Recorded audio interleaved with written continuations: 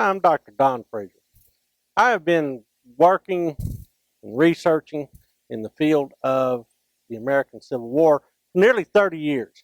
And I have spoken all over the country, done some TV work on this topic. And usually the question I get is, how did you get interested in the American Civil War? It's actually pretty simple. The gateway for me was the Marx play sets, those old plastic soldiers that used to inspire young kids to be interested in the history of this nation. You know, there was the Alamo, Fort Apache. I was particularly interested in the blue and the gray. And I used to play with those soldiers for hours growing up. And it essentially told me that there was a whole fascinating aspect of American history that I just knew very little about. The more I studied it, however, the more I figured out, well, this was something that happened a long way from where I grew up in southwest Texas. So it was Virginia, and Virginia being a long way away, I figured I would never know anything beyond the Marx playset level about the American Civil War. When I was in junior high, however, my family moved to Georgia.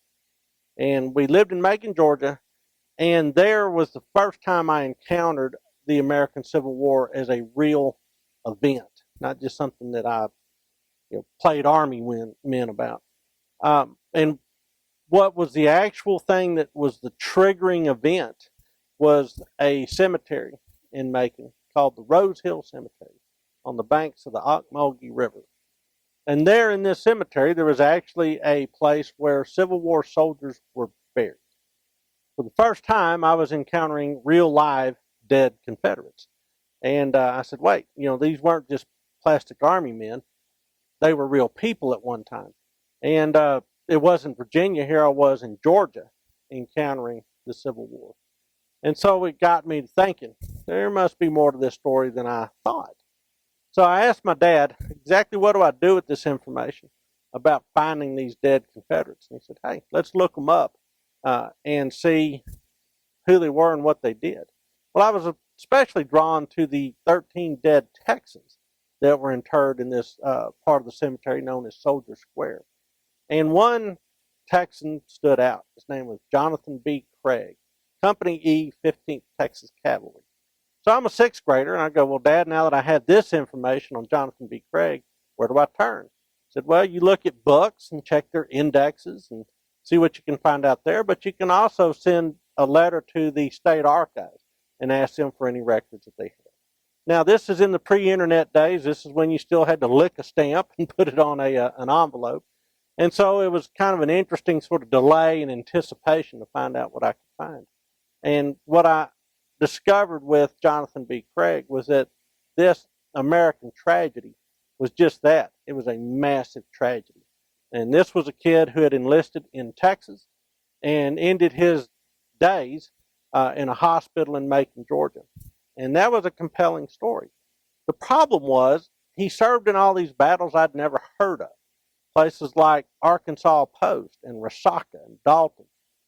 He never once went to Virginia except as a prisoner and then only to be exchanged and then returned to the Army of Tennessee. So all of a sudden, the Civil War became larger, more nuanced, and intensely personal. And that's what really sucked me in to an interest in the American Civil War. Well, this interest was little more than a hobby for the first part of my life until I ran across a little book in a bookstore in New Orleans where I was spending my honeymoon. And this little book, written by a newspaper editor from New Iberia, Louisiana, it's called Battle in the Bayou Country. Morris Raphael was the guy who wrote this. And essentially, in that book, I discovered an entirely new Civil War that didn't even include Georgia or Tennessee. It actually included places like New Mexico and Texas and Louisiana. So now, all of a sudden, that first question that I posed, what did Texas do in the Civil War, had a lot more depth to it than even I realized. So this little book, written by a newspaper editor, inspired me. And so I started really thinking about the Civil War in this part of the country.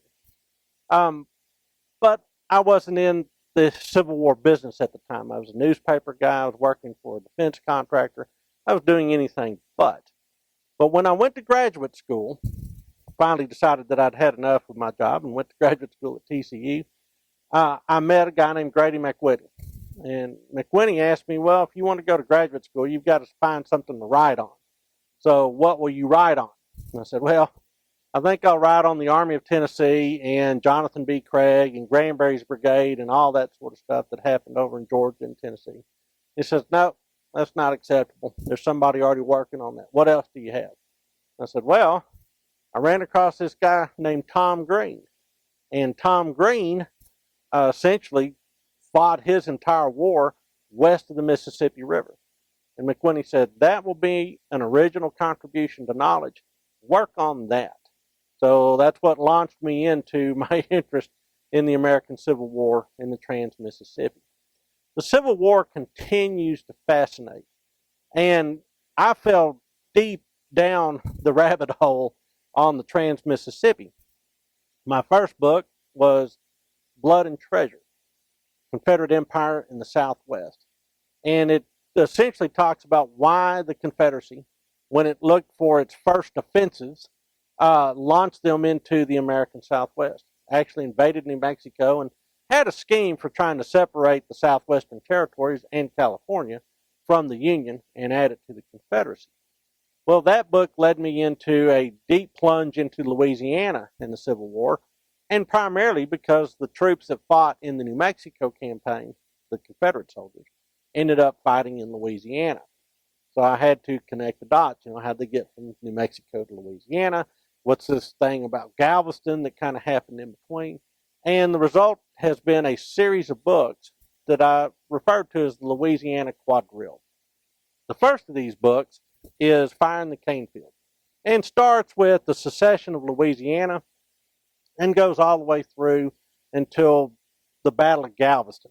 So it's 1861 to the very first days of 1863.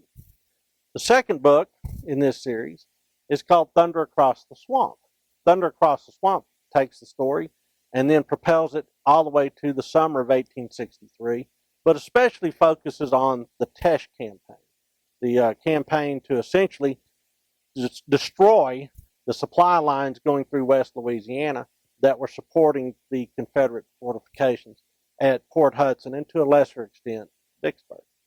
And then the third book in this series is called Blood on the Bayou, which really deals with the very momentous summer of 1863. And I tell everybody it's all about Vicksburg and Port Hudson, but west of the Mississippi. Now there's two other books that are coming. One that's written, another one that is soon to be written, that'll take this story from the summer of 63 through the fall of 63 and into the spring of 64, in which I will discuss the campaigns on the Texas coast and in South Louisiana that play into those campaigns for Texas. And then the last book will be the Red River Campaign, and finally the collapse of Confederate Louisiana and the end of the war. So in many ways, people think of the Civil War in Louisiana as essentially being the Battle of New Orleans, and then a couple of years later, there is the Red River Campaign. Nothing could be further from the truth. There's a lot of meanness that goes on between that first event and the last. While the Red River Campaign is the most famous, primarily because it's the largest campaign in terms of numbers in Louisiana, it may not even have been the most important. There's so many small campaigns. There's so much to talk about when it comes to society and how Louisiana is remade by the war and during the crucible of war, that there is just a lot of layers to this story, a lot more than I thought. That's why I've gone from essentially thinking I could tell this story in one book to taking 5 books to finally get the entire story told.